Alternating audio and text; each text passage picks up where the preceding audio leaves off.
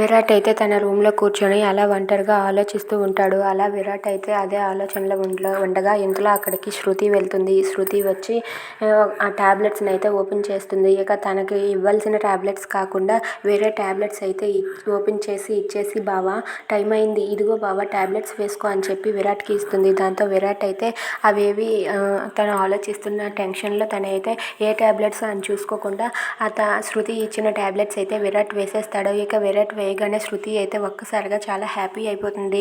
అమ్మయ్య, నేను అనుకున్న పని సాధించానని చెప్పి శృతి అయితే పరిగెత్తుకుంటూ వాళ్ళ అమ్మ దగ్గరకు వెళ్ళి, అమ్మ మీరు చెప్పినట్లుగానే బావకి ఒరిజినల్ టాబ్లెట్స్ బదులు మనం తీసుకువచ్చిన టాబ్లెట్స్ ఇచ్చాను అని చెప్పి అంటుంది. అది వినగానే అక్కడ ఉన్న శాలిని అయితే ఇలా అంటూ ఉంటుంది, ఏంటి నువ్వు ఆ పని చేసావా?